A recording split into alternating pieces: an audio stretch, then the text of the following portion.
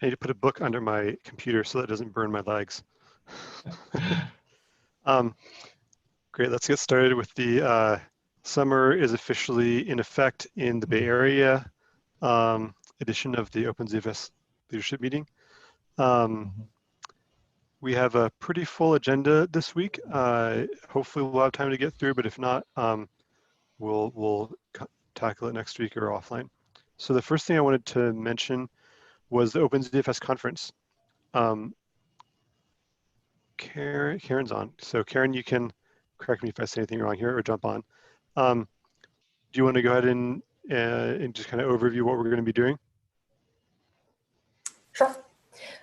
So it seems pretty sensible at this point to just plan on having a virtual online conference.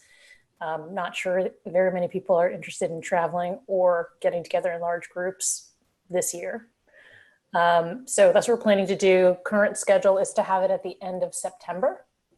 Obviously, if people aren't traveling, it kind of opens things up to be whenever we want during the year, but that seemed like a reasonably good time for folks. So that's what we're planning. Still working through the details of what it will look like, the platforms, all of that other stuff.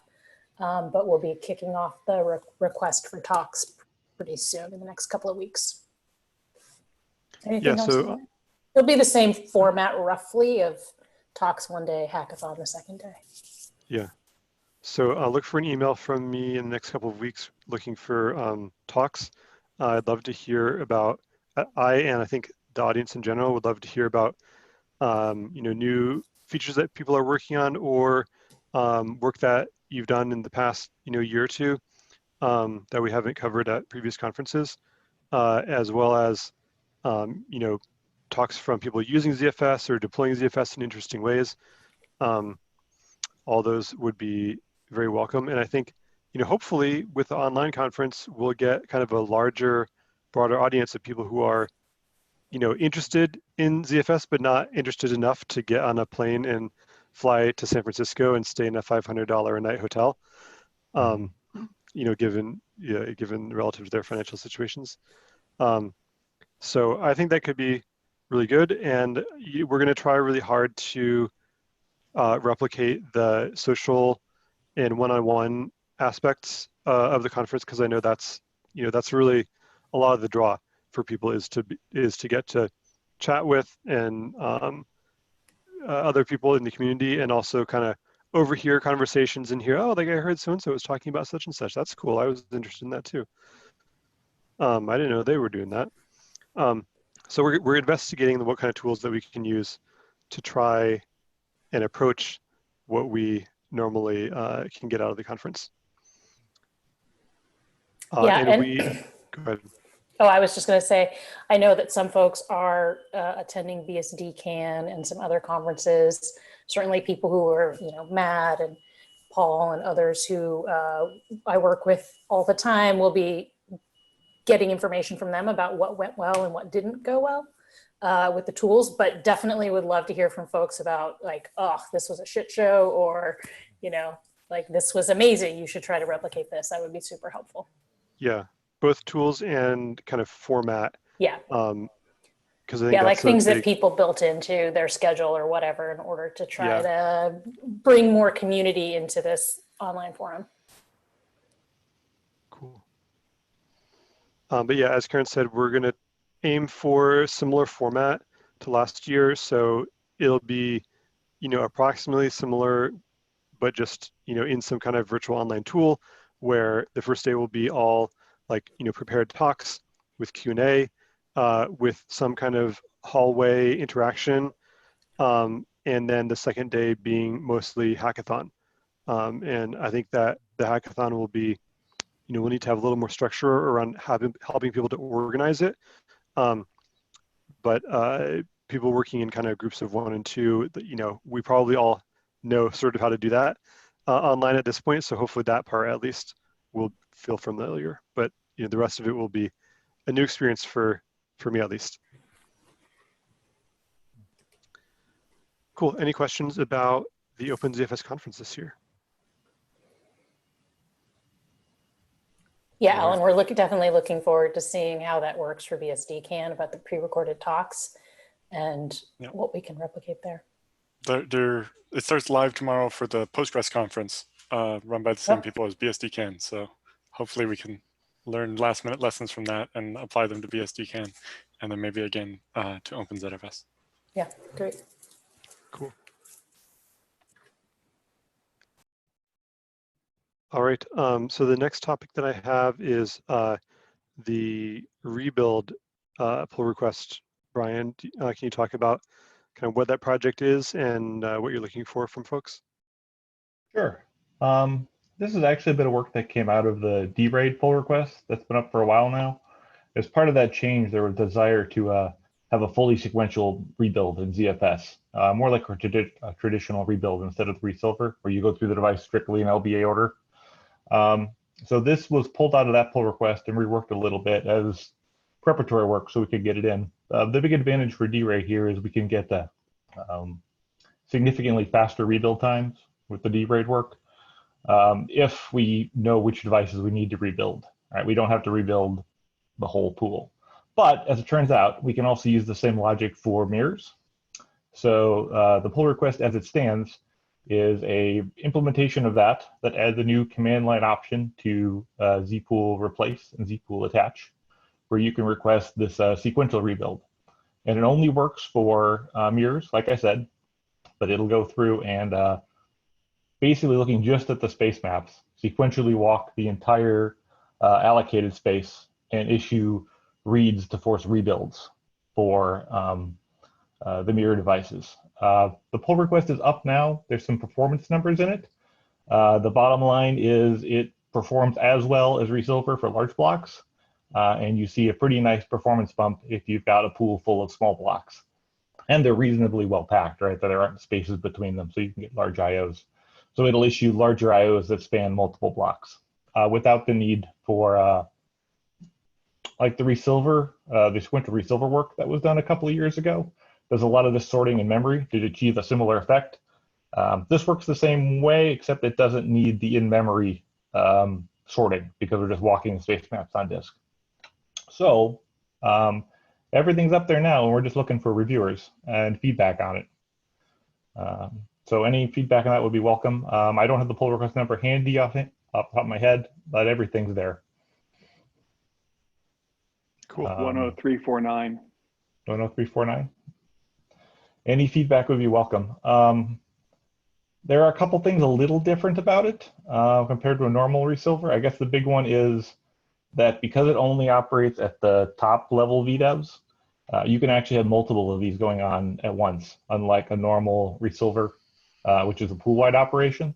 So you want to have rebuilds going on different top level VDEVs, that's fine. It supports that kind of thing. But it still reports as if only one were going on. So from the user space perspective, it looks very similar to a normal resilver. And Brian, is this, how is this triggered? And is it like, how does it relate to traditional resilver?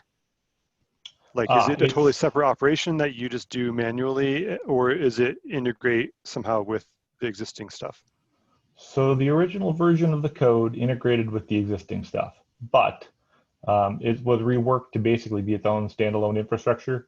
So the code is entirely separate from the DSL scan code at this point. There's some minor things that touch the same code about updating like the DTL logs, so it knows what's dirty. In terms of the user experience. It just adds a command line option to zpool replace and zpool attach. Okay. You can give it the -R option. Better options are welcome. I'm not totally set on -R, but you just ask for it. By default, if you give it no options, attach and resilver, or attach and replace, do the normal resilver thing. If you do the rebuild option, then you just request it with the command line option. Oh, the other big gotcha. I'm sorry. Go ahead. I was going to say the other big gotcha with this is because it's not doing a traditional resilver, no checksums are verified as part of the rebuild process. So that's the other big caveat with this. So after you do a rebuild, the documentation was updated to suggest you strongly run a resilver or a scrub of the pool afterwards to verify the checksums. So the rebuild will be done more quickly for these highly fragmented pools, and you'll get full redundancy back, but you'll have to run a scrub to verify the checksum to see if something got rebuilt wrong. So the question I was going to ask you, Brian, is like, is there value in having the resilver logic for mirrors always do this rather than it being a command line option? Like even if we extended it and said, okay, well, the new logic is it does a rebuild followed by a scrub. So the testing shows it depends. So if the block sizes are over about 128K, it performs about as well as a resilver does. Maybe a little bit better, actually. So if the block sizes are on average larger in your pool, it doesn't buy you much. If they're much smaller, then it buys you quite a lot. Like the testing showed for like under 16K block size, it'll resilver like twice or rebuild about twice as fast as resilver. So if you knew what the average block size was, yes, maybe. But at least in the initial version, it seemed best to make it an optional thing. Because I'm not sure many people will be familiar with the trade-offs of like not having the checksums verified. Right. From a performance perspective, if you include the subsequent requisite scrub, yeah, what does that do to the time? It makes it longer, right? So you have to do the rebuild and then the scrubs as fast as it ever was. So you get to full redundancy quicker, but you're not sure that everything was rebuilt correctly. Assuming it went well. Assuming it went well, and it should. I mean, it's using all the same rebuild code that the normal ZFS rebuild does. So or resilver does. The only thing it's not doing is verifying the checksum at the end and retrying it. So it should be no less reliable than a resilver. You just don't get the cross check until later. So yeah, I think the main concern is. Sorry, go ahead, Sean. It sounds to me like one of the main advantages here is if you have to rebuild multiple VDEVs, you can then do that in parallel and then do your scrub. Whereas if you do a resilver, it's all going to go sequentially. Yes, you could definitely do more in parallel like this. If you have mirrors, again, this only applies to mirrors, not RAID Z. Yeah, I think that, well, yeah, that might be right. What I was going to mention is the rebuild, it gets you almost as good as you're going to get with two-way mirrors. The really great thing about having the checksum is that if you have, like, let's say three-way mirrors, you lose one of them, then with the rebuild logic, it's just going to be getting the data from like basically one of the remaining two devices in the mirror chosen randomly. So if one of those is like silently bad, then we'll copy that silently bad data to the third side of the mirror.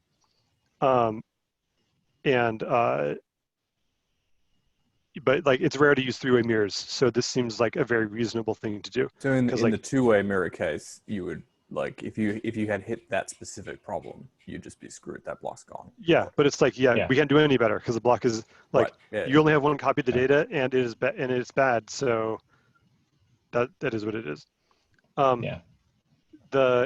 So I think it's kind of interesting that this, like, A, is technically infeasible to do with RAID Z, but B, even if it was technically feasible, it would be less well advised to do on RAID Z because RAID Z2 and RAID Z3 are very frequently used. And like with RAID Z2, if you could rebuild one device from the other ones, but you don't know which other ones to use, you could bake in that bad data more, which I imagine is going to be the case with DRAID, and we'll have to figure out how to mitigate that. Like the resulting the scrub that you do afterwards is going to be even more important to getting you to making sure that you're at full reliability. Yeah. The current pull request doesn't automatically run a scrub afterwards, but I don't think that's necessarily a bad idea. It's documented right now, but people think that's a good idea. It's something we could look into. Just always running the scrub. I don't think it's a good idea because otherwise, why not just do a resilver? Yeah. Well, you still get the big point of this is that you get back to redundancy faster. Right.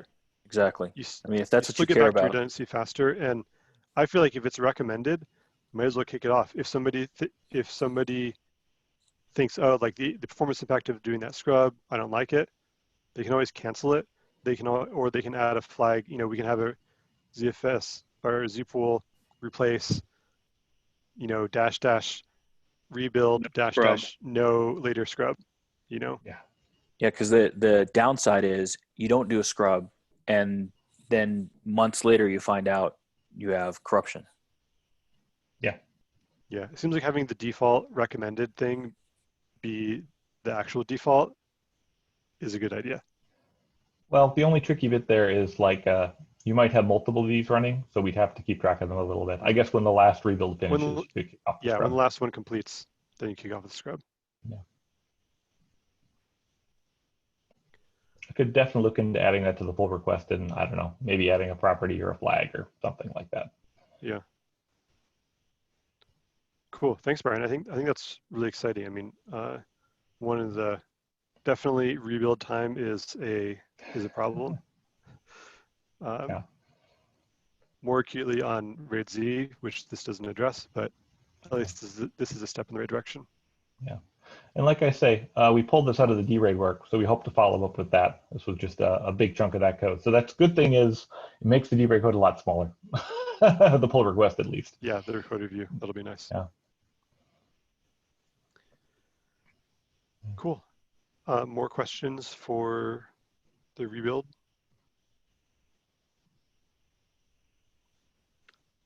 All right, then let's move on to documentation system. George Melikov, are you on?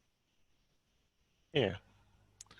Hey, George, do you want to talk a little bit about the new, I don't know what you call it, OpenZFS docs GitHub thing? Okay, I'll start.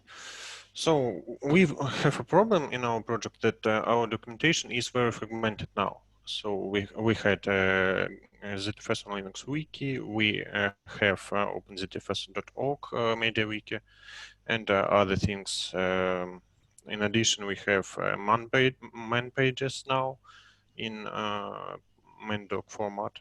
So we have a fragmented documentation. We have a documentation in different formats. So what I have done in last week, I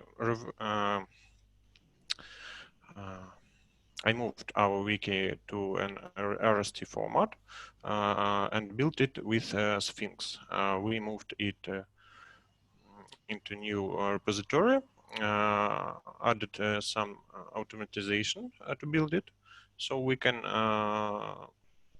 use this repository as a base to our FUFA work on documentation in one place.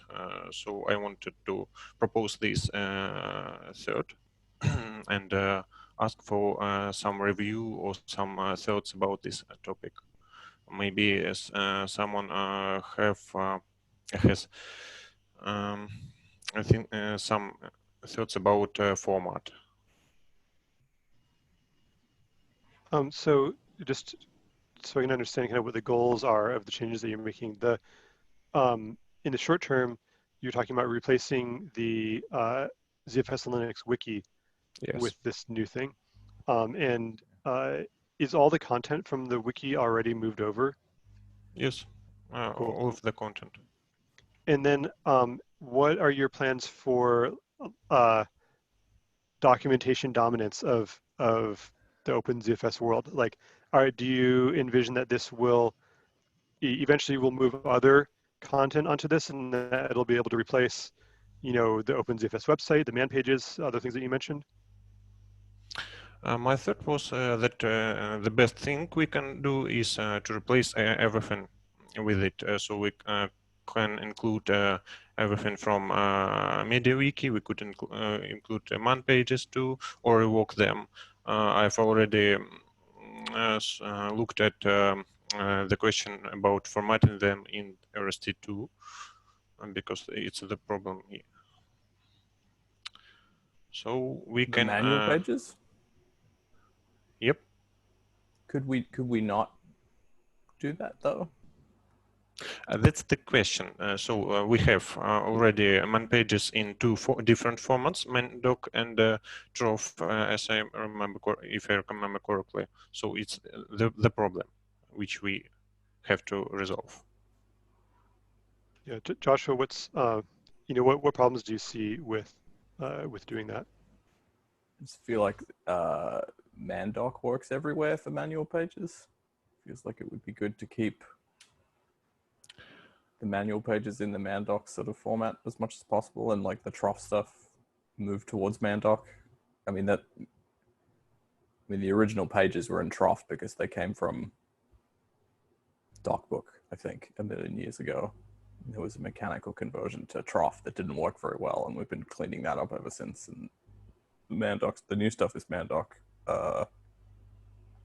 which I believe works everywhere. It would be really good to make sure if we do change the way the manual pages are written, that we're acknowledging that will mean that we'll have to do work to make sure that the resultant manual pages are as good, I guess, as like. Of course, that's not a one-day job, so I'll walk it through. And this is the one way is to convert to mandoc everything and live with it, convert it to HTML and build it nearly with our other documentation in RST. The other way is to look forward to convert on to RST2 and generate man documentation from it. Because RST format converts into man pages easily by Sphinx. There are many projects where you can see it. For example, CF, it uses RST for that with Sphinx. George, yes? I was just going to ask if you could talk a little bit about the problems that you're like, in addition to consolidating documentation in one place, are there problems with the man pages being in mandoc that this would address? Like, you know, in terms of, I don't know, formatting, or like you mentioned having them on a web page. When I moved documentation into ZFS on Linux several years ago, it was not an easy work to work with mandoc. For me, to get that that's my okay. Yeah. So you're talking about like writing documentation for people who are writing the man pages. Mandoc is not a friendly format. That's my opinion only, and that's why I bring this question here. Well, I agree that it's not friendly. I've also seen the RST stuff, which to other degrees is also not friendly, in my opinion. I mean, like, just to give an example, the tables, you know, having those be like ASCII art makes them pretty difficult to make minor modifications to. That's a problem. Everything have a problem, yes. I mean, it may be that I'm not making a judgment on the trade-off. Like, maybe RST is, you know, overall a nicer format to edit. I was just trying to kind of lead the discussion. What about the semantic tags that mandoc has? Like the mandoc package, for instance, like has specific tags for like, this is a library that you would link against or something in an interface document. It has some pretty specific tags specifically for manual pages. Things like cross references to other pages and very man page specific sort of things in it. Yeah, like for part of what makes it complicated, but on the other hand, like that's the full richness of the document. Joshua, how is that consumed? Like, one of my concerns is that the man pages, like reading the man page on, you know, in the terminal, like a lot of that richness is lost on you, you know, like it's just letters that say. Yeah. Mandoc produces HTML output as well for websites and things, or PDFs and much broader format. It's the second problem that we have. If we remain mandoc and other documentation, we have a problem that our documentation separates by two parts: man pages and other. That's another problem. We can reuse parts. Yeah, I think downside to doing something like Sphinx is that then maybe becomes part of the build system, you know, another dependency, whereas mandoc is something that every operating system already has for formatting man pages. Yes, it is.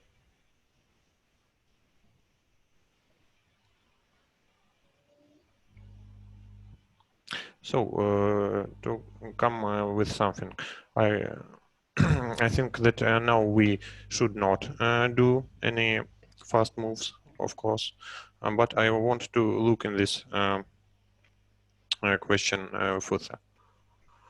If okay, if Sphinx can give us everything that mandoc gives us after conversion to mandoc, is it okay for us to use RST or something else or not? I mean, to Alan's point, like we're interested in getting the common repo building on Illumos, for instance, and to eventually replace the ZFS that we have in the core of our core repository with like a snapshot of this one. It would be unfortunate to require an additional documentation toolchain to build the manual pages that we ship. So like for us, we have mandoc already, like FreeBSD does in base, and like it would be a shame to have to, in order to build the operating system, it would kind of suck to have like a whole document production toolchain that we didn't have to have before. That is a problem.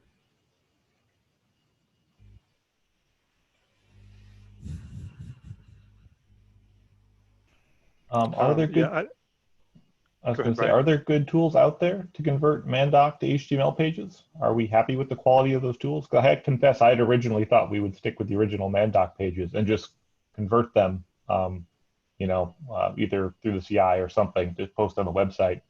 I didn't originally consider converting everything to the whole new format. I think the OpenBSD people that maintain mandoc have a tool that they use for all their man pages to generate HTML, and it seems pretty nice. I've not dug into it that much, but I think there's information in the link Dexter put in the chat there from the mandoc website that goes more into their HTML conversion tool. But yeah, like Joshua was saying, you know, when you write it, you can really mark up a lot, like, you know, this is an optional argument versus a required argument and so on. And like Matt was saying, though, you know, unless you're experienced with reading man pages on the terminal, you don't necessarily notice that the angle brackets versus the square brackets mean something. Whereas in HTML, you know, it can be different colors and fonts and things that make it more obvious that, you know, this argument is different than that argument. I mean, I think that information is, I mean, it may not be pretty, but it is in there in the mandoc, and it is rendered in the text with like the angle versus square brackets, like you said. Yeah. I mean, you might not know that, you might get confused, but at least the information is semantically there, which seems like you could, in theory, render that more prettily in HTML. Exactly, and that's what mandoc does. Because, you know, you have access to more colors and fonts in HTML than you do at the terminal. Yeah. So but, it sounds Brian, like. Excuse me, but aren't the man pages already assembled when you compile on Linux because of all the various platforms pull in their sections? Yes, for the most part, we don't dynamically generate anything. There's a couple that do, but not much. And it's just done with makefiles. Right, but the man pages are essentially assembled when you build it. They're just copied in. They almost go without modification, but yeah. All right, so they catted together essentially. Yeah, just added to the packages. I'm not sure what the other platforms do for post-processing of them. Well, I haven't got there yet, but yeah. Nothing. It's, you know, the mandoc files go in a directory and the man command finds them and renders them instantly. Yeah, that's pretty easy.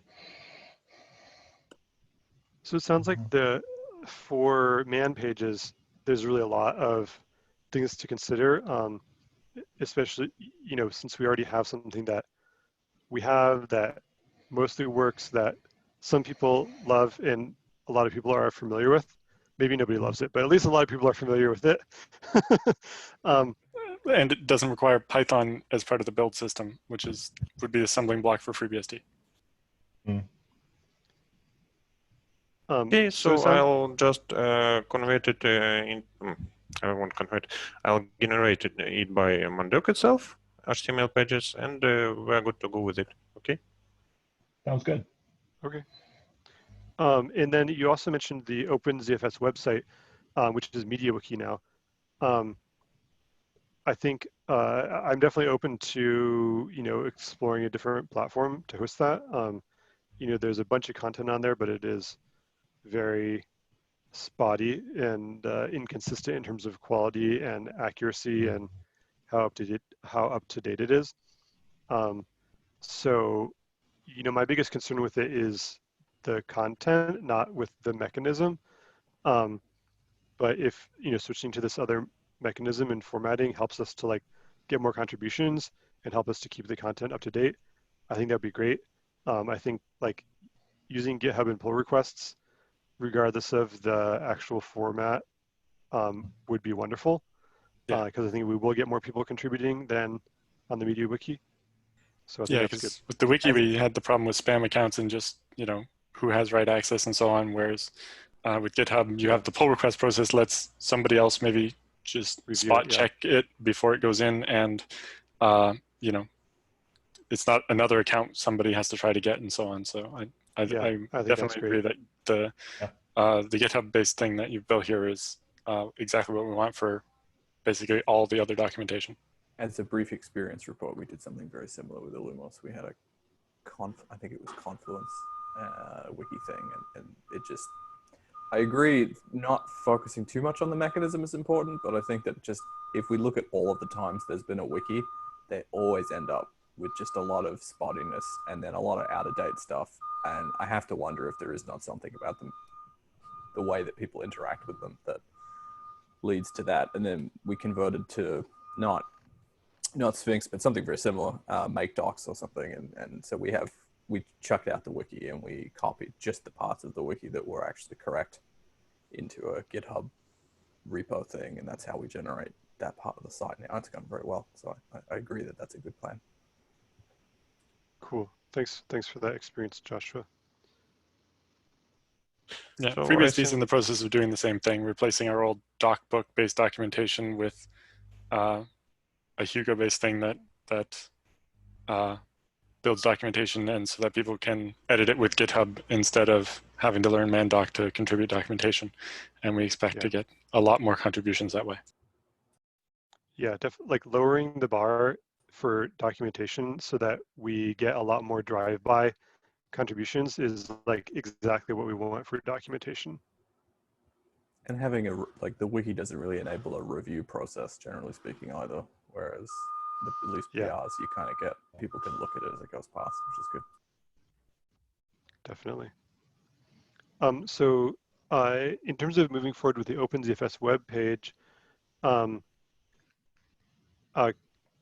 could you coordinate with me or I know Michael, Dexter, and Karen have done some work on trying to update the content there, but we should somehow work together to do something similar to what Joshua did with the Illumos of finding the actually valuable content and only transferring that to the new system rather than wasting our time transferring a bunch of outdated or not very useful stuff.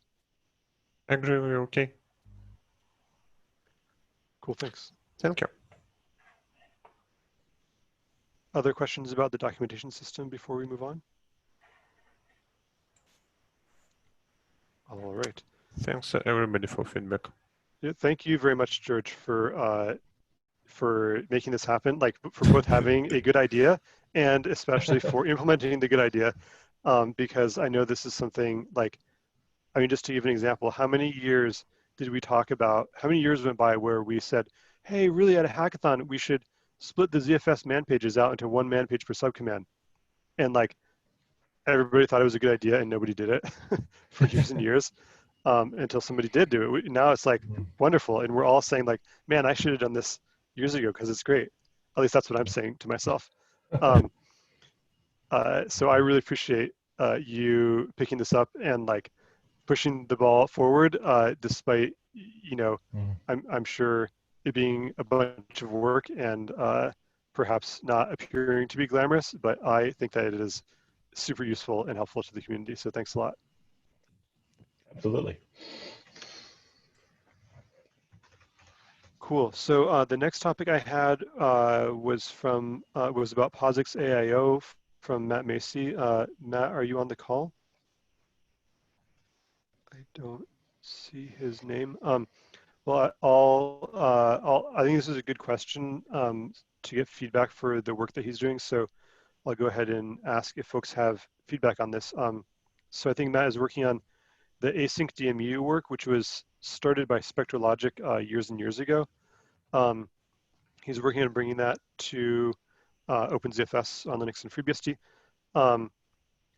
And the point of the async DMU work is that right now, when you do so primarily thinking of reads, like when you do a read, it waits for the read to complete and then you get your data.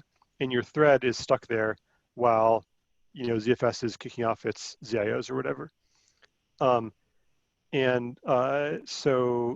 the idea of the async DMU is to make expose the same kind of asynchronous interfaces that we have with at the ZIO level of like, please issue this, call this callback when it's done, but meanwhile, my thread can go do whatever it wants.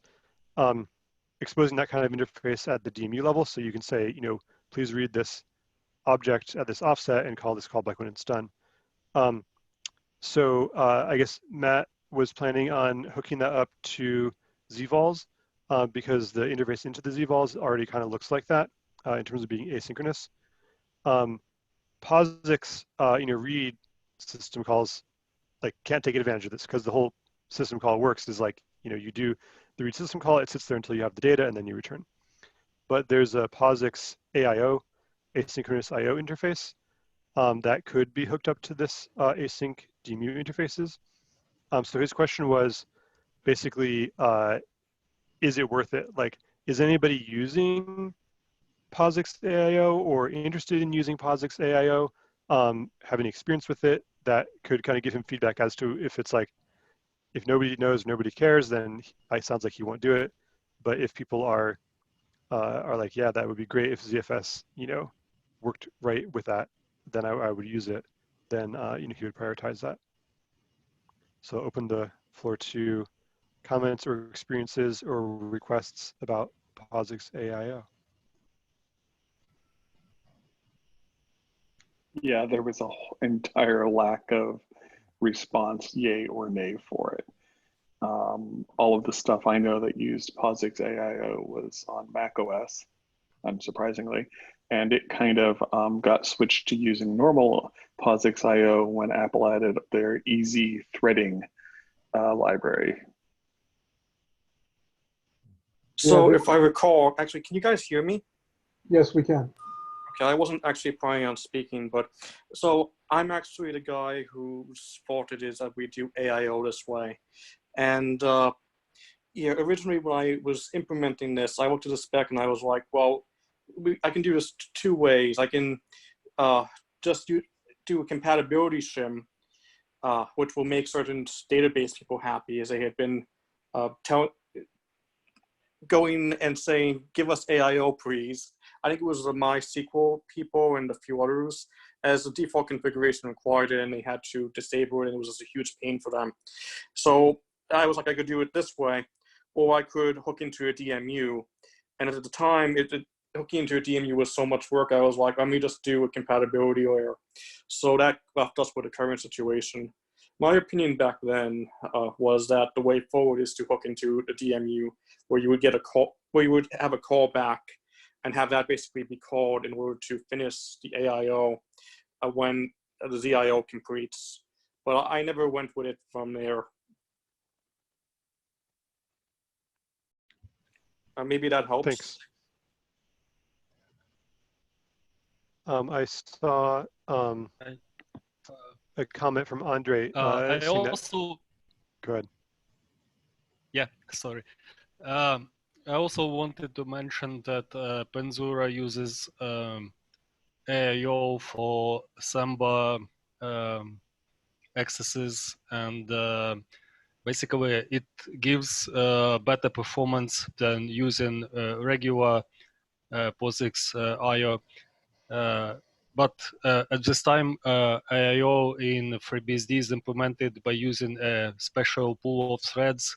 So essentially, it's like the threads are blocking ZFS, and when they complete work, they notify the actual consumer threads. So I think that having like real asynchronous IO in ZFS would be more performant than what we have right now. So yeah, we are interested in this. That would require that the AIO library or system calls do not do it themselves, but instead know enough to call down to the file system. Most of the implementations I have seen, in fact, just implemented as threads themselves.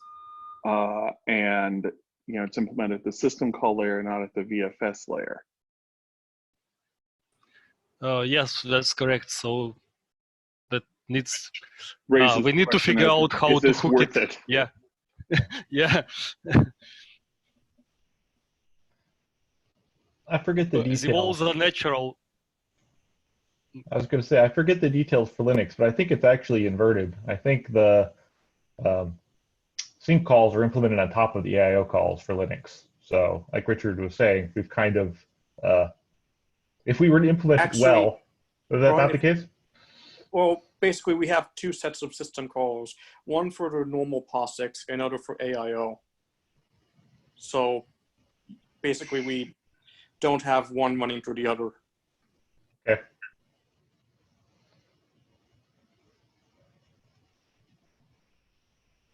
So again, the question is there any system where having ZFS implemented would actually be useful?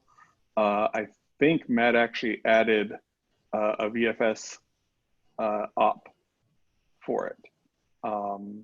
Would other systems be willing to do that? Or is it best to just stick with the existing AIO mechanism, which most systems do have, however they implement them? So it would really help if Matt were here. Yeah, you mentioned he added a truly async AIO. Was that to FreeBSD? Yes, I believe so. Or it's part of his changes, I think, or some other ones I saw. I forget. All right, cool. Well, I think this is valuable feedback, and I will definitely point him at this recording so he can at least get in touch with Andre, I think, to sort out would be useful for them. Any other questions about this or comments before we move to the next topic?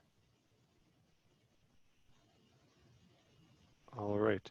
So the next thing that had on the agenda were 2 items from Alan. Do you want to talk about the upstreaming forced export and the pad 2 next boot stuff, if you still have questions on that? So not much questions on the forced export one yet. It's kind of just a heads up. The work hasn't actually started yet, but hopefully we'll start in time for the RIA status update on the next meeting. So there's a feature we built last year for a customer to deal with the case they have multiple pools on the same machine. One of them is actually running off virtual devices that are in the cloud or remote in some way. And so when there was problems with the connectivity to the virtual disk there, that pool could hang sometimes while holding something like the SPA namespace lock or something, and then you couldn't operate on the other pools. And once the pool went suspended and it was, you couldn't export it because when you do an export, it wants to write to the disks and so on. So we made zpool export -F, which would basically throw away the dirty data and unwind everything and clean it up properly so that you could continue running the system and the other pools and maybe eventually re-import that pool, rewound obviously once you could restore connectivity to the cloud or whatever.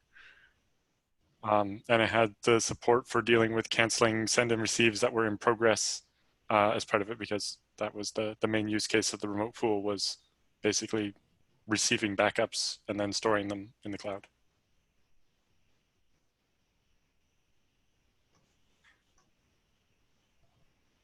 I think that's a long requested error handling feature.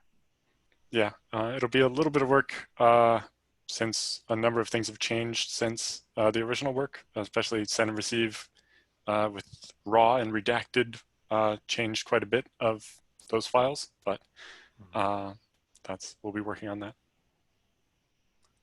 But yeah, the one I wanted to ask more about was, I guess it was 2 weeks ago when Delphix upstreamed their bits for the boot once feature, or next boot, and they're actually confusingly named, that just does a text blob, but they added a type for an NVList based one, and we're interested in implementing that. And in particular, one of the problems was the interface they created in libzfs core only takes a character pointer, not an NVList or something. And so we'd like to get input from other people so that when we add an interface to libzfs core, that's the stable interface, that, you know, we do something that can accommodate whatever anybody else wants to do with this in the future as well, so that we don't have to churn the interface again. Main thing we want to implement for FreeBSD is the boot once, which, you know, one time only boot this different data set, or also being able to do what FreeBSD calls next boot, which is changing some of the bootloader environment variables to say, you know, boot a different kernel, or, you know, load this alternative config file or whatever.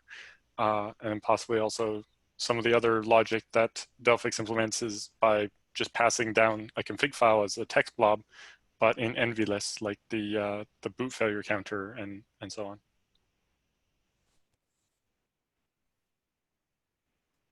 Paul, I see that you turned on your video. Yeah. Paul did that work. Yes. Well, not the NVList part of the work, but yeah, I was talking to Alan about this a few days ago. Yeah, so did you have thoughts about what to do about the libzfs core interface and libzfs and so on? I mean, so you and I talked about this, and I didn't have a great answer other than to maybe add a separate libzfs core call that like takes only an NVList instead of a char star, but I was curious to hear what other people thought. So the question is about what the libzfs core interface should be, final interface should be, or is it like we need this other interface? How do we do that? Since we Yeah, I guess the first question is, you know, how committed are we to the interface that was committed 2 weeks ago? And I think because libzfs core rather than just libzfs, maybe we don't want to take that away. Although we've never done a release with it yet, so maybe, I don't know. You know, does it make more sense to make it always be an NVList, and we can have an NVList that has, you know, a string on it, or do we just add a second function, or what? I mean, with my OpenZFS hat on, not my Delphix hat, like seems fine to, like, we just integrated it 2 weeks ago. We haven't had any releases. It seems like very low risk to remove or change that interface at this point. I don't know if that causes problems for other hat on for Delphix, but you know, Paul might have thoughts on that. It causes a little bit of problems with the Delphix hat on, but I mean, it's solvable. If we end up with 2 functions, is that a problem? Like, I think that's also not a problem. Like, Yeah. do we want to force people to use an NVList for this thing, or like is the string okay for some things? Like, do we want to just support both? I mean, yeah, I think the string would just get shoved into an NVList, right? Or would does, the string yes. use the old format? So right now the string gets put into the NVList, and the idea for our envy list thing is that we'd actually have a pair that was another envy list that we'd add to the, so the ioctl won't change, just the libzfs core interface. And there's some value of having the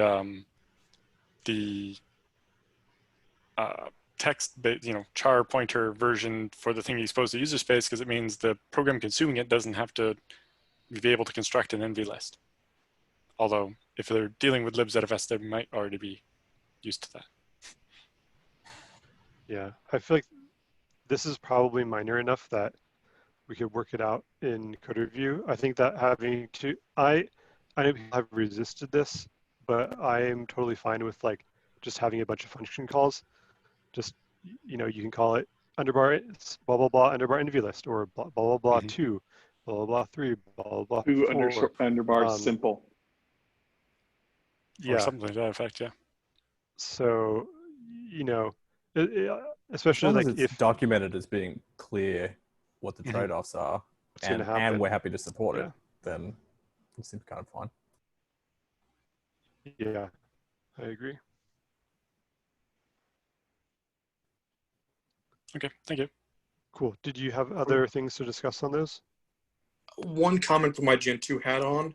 So if we change the API or ABI in a way that breaks backward compatibility between releases, let's do a Sodane version bump.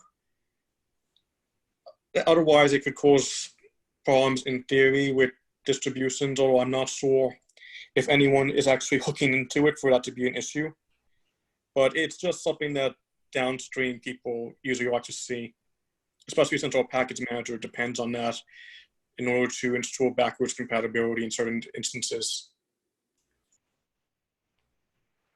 Sure. I think in this case, like Matt was saying, that we've got some flexibility because it's never appeared in any form of release. Yeah, it's only been there. I just wanted to point that out for the future. Cool. Thanks, Richard. So there's a couple things left on the agenda, and we're almost out of time. Sean, is 5 minutes enough to talk about the OS specific properties? Less than that. I just wanted to bring up again that I have this PR out there. We had discussed a year or so ago the issue with having properties that are dependent or would be interpreted differently or would need different values depending on the OS or other implementation details. Feedback or comments, please. That's it. All right, cool. I think that's, I look forward to seeing that integrated. I think it's a good idea. George Wilson, I know you had done some work and maybe you were the one who originally proposed that. Is that something that you think you'll have time to look at, let's say before the next meeting? Yeah, I should have time to do that. Cool, thanks a lot. So now you know who to bug, Sean. Oh no, I've already bugged him. Well, but now he's said that he will do it before the next meeting. And it's on film. Yes. Awesome. So let's end it there. I think the things that we're skipping are agenda items. I had added. I'll just say I'm working on the problem with ZFS send where you have an incremental that toggles the -L, which is for sending large blocks. And you should see a pull request from me on that hopefully later this week. That's it. So we'll reconvene 4 weeks from today, but I think it'll be at the earlier time. So it should be the 23rd of June. Let me just make sure. So I have it on my calendar at the later time, but I think that it's the earlier time because the last time was earlier. The last time was later. 28th. Yes, so the next meeting is going to be 4 weeks from now at the earlier time, which is 9 a.m. Pacific on June 23rd. Thanks everyone, and till then.